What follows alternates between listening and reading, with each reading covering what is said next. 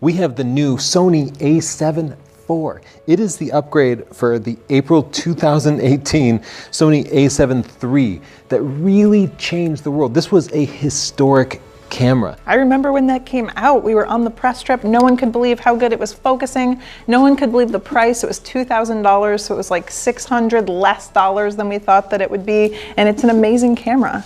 So many people switched from Canon and Nikon DSLRs to the Sony mirrorless system, and that's really what propelled Sony to being the #1 mirrorless camera company.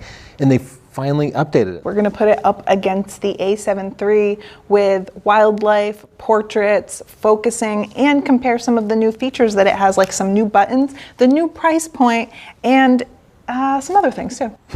If you want to see us compare it to the Canon R6 and some other cameras, subscribe, because we have those videos coming up soon. Sony has really improved the controls on it, so let's talk about that. You have a flip screen.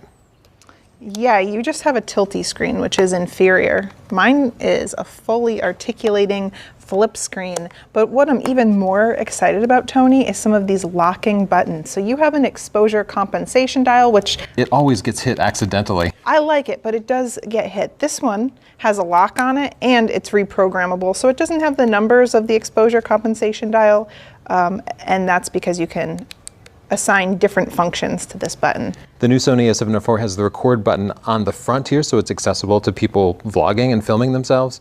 There's also a separate dial that switches between still and video and slow motion, S and Q mode, and that allows you to switch into aperture priority, shutter priority, program mode. On the old a7 III, you had one video mode, and then changing modes required you to go into the menu system.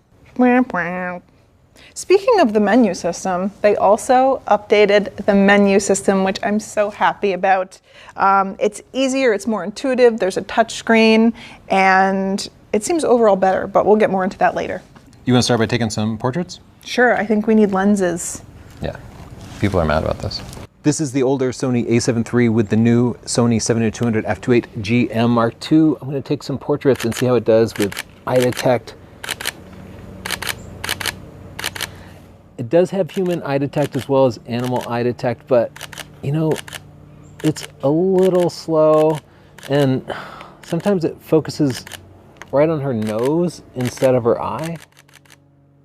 Let's see if the new camera does any better.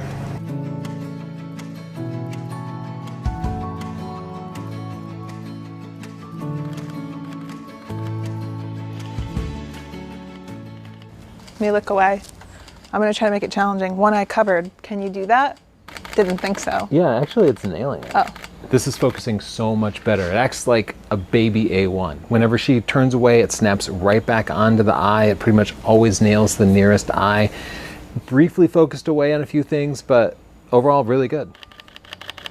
I'm having no problems with buffering, which is a problem on the Sony a7 III, even just shooting fast-paced portraits. Sony replaced one of the SD cards with a CF Express Type A card, which is way, way faster. So I'm writing RAW files to this. The other slot is still just SD, but I always used just JPEGs to the second card anyway as a backup. So both cards have more throughput than the last model. You'll have to spend a few more bucks if you do want to get the CF Express Type A card. You can still use two SD cards. Man, I just couldn't see any difference in the portraits. Even zoomed in 200%, they both looked very sharp. Now, the old Sony a7 III did seem to render skin tones with a little bit more green, and the a7 IV shifted them a little bit more towards magenta. I think the skin tones on the a7 IV look a little bit better, but I wouldn't bother upgrading for this. On the old a7 III, you literally can't touch the menus. You have to navigate everything with a stick. The a7 IV does have a touch menu, which is nice, and you can turn that off, I learned, from hitting the little trash button, which I accidentally did, so be careful about that. It's also nice because you can bring up your menu from your function button, and let's say you want to change your exposure compensation, you just touch it. This is looking a little more like the Canon menu system, and I have to say, I really appreciate the updates. Good job, Sony. You take constructive criticism well. You want to test tracking? Now let's try shooting sports. The A7 IV has 10 frames per second, just like the A7 III, and that makes it kind of slow compared to cameras like the 20 frames per second Canon R6. But if the autofocusing algorithm is better, we might actually get more sharp shots per second. So let's try it out.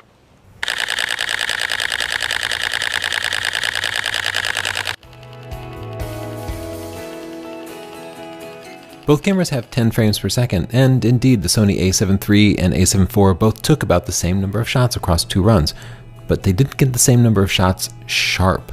The Sony A7 IV got 40% more sharp shots thanks to its vastly improved autofocus system, so you can see if you're an action shooter, the A7 IV is worth the upgrade.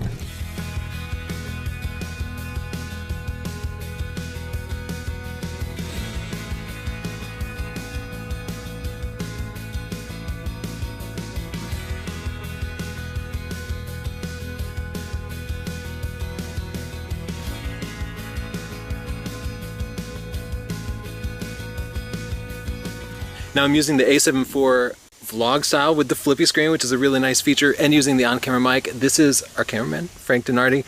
You just spent some time with the A7 III and A7 IV. What are the improvements in the video features?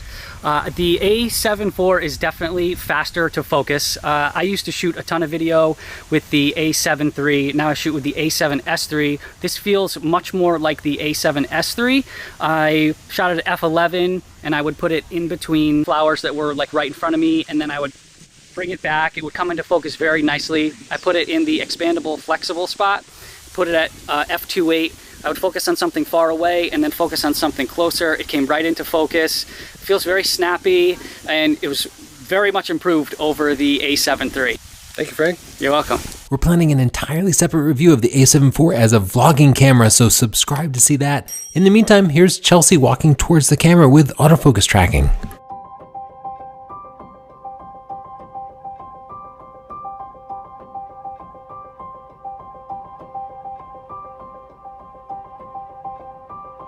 The focusing on the A7 IV is definitely faster than on the A7 III.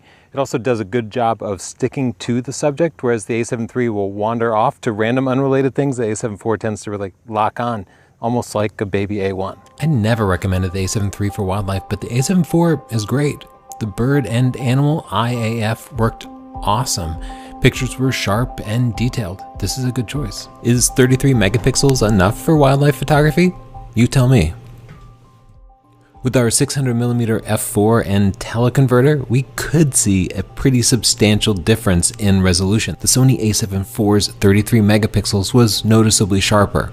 Still, the difference isn't huge, and this is with a $13,000 lens. Less expensive lenses would show less of a difference. Here's another wildlife example, and in this one I really don't see any difference between the two cameras, probably because of the atmospheric conditions. The farther you are from the subject, the more the atmosphere just kills your sharpness, making megapixels not even matter. So upgrading to the A7 IV is certainly worth it when you can get close and use a high quality lens. We took the A7 IV to Martha's Vineyard to test it for travel and landscapes, and it performed flawlessly. The battery life lasted forever, the body was small and light, it was fun to use. It's the perfect travel camera. Squinting at these pictures at 400%, I really can't see any difference in image quality. I kind of expected sharper images from the new A7 IV. Subscribe to see our full review of the raw image quality versus the A7 III, Canon R6, and other competitors. And now our sensor stabilization test performed handheld with the Sony 55mm f1.8. We found that the Sony A7 III was pretty reliable at about 3 stops below the reciprocal rule. It advertises 5 stops of sensor stabilization. We found that the Sony A7 IV was about a stop worse. Even though Sony advertises it as having improved sensor stabilization, we couldn't validate that. Thus, handheld low light, the Sony A7 III seems like the better buy. What do you think? Should people upgrade from the A7 III to the A7 IV? I think that if they're going to benefit from the improved autofocus and if they would appreciate the tilt screen, the extra megapixels, then yeah, they should go for it.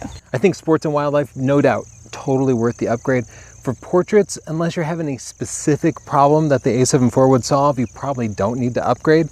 And same advice for people buying a new camera. If the extra megapixels aren't going to benefit you, if you aren't doing focus tracking of moving subjects, the A7 III is still a really great camera, and in fact you can pick one up used for a pretty good price. But the A7 IV, really impressive, right up there with the Canon R6, and I would not hesitate to recommend it for hybrid shooters, wedding photographers, professional portrait shooters, sport shooters, and people who do a little bit of everything. It's like a great general purpose camera. Again, we're going to be putting it up against the R6, so stay tuned and subscribe if you want to see that follow-up video. But so far, I think we're deciding that this is a great camera. So thank you. Thanks.